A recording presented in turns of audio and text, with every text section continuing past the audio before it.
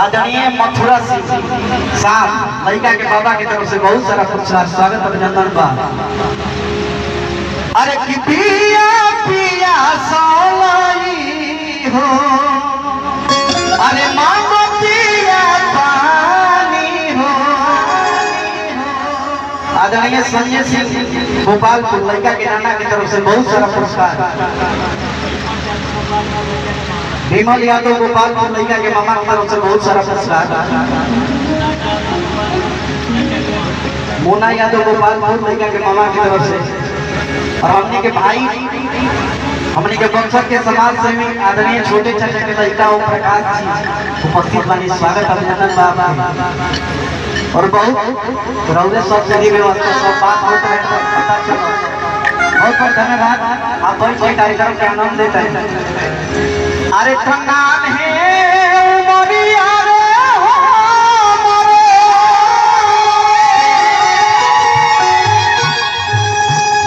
आर भरना सहारा पिया कलकत्ता में गारो। अर कपवनो सब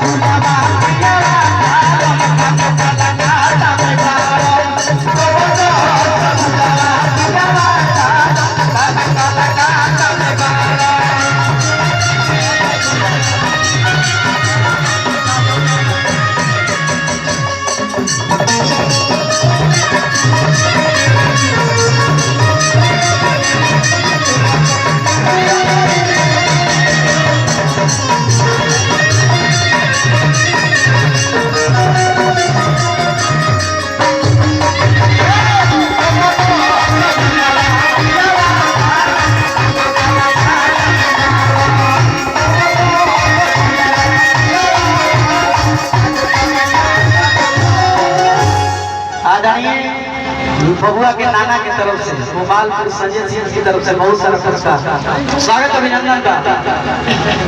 और एक लाइन कहे का चंद हो कि बहुत आई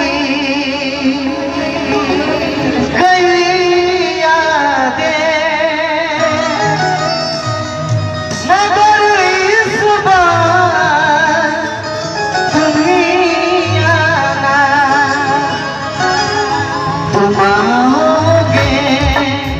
मुझे मिलने खबर भी तुम्हीं लाना।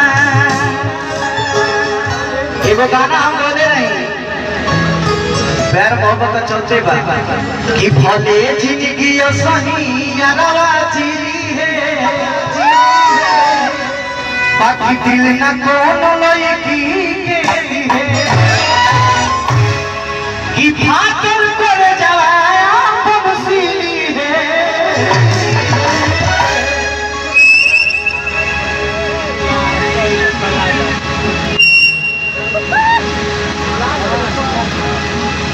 लड़का के नाना के तरफ से बहुत इमरजेंसी हो गया बनावे मेरा करंट मारने से बनावे कि फाटल कर जवाया बमसीली है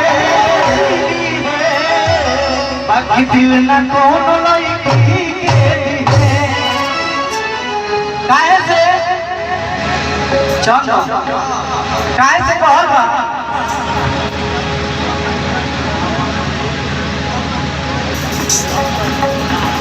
भाजपा के महामंत्री मथुरा सिंह साहब आपके तरफ से बहुत सारा पुरस्कार, लड़का के नाना संजय सिंह की तरफ से बहुत सारा पुरस्कार, हरेंद्र सिंह साहब लड़का के बाबा की तरफ से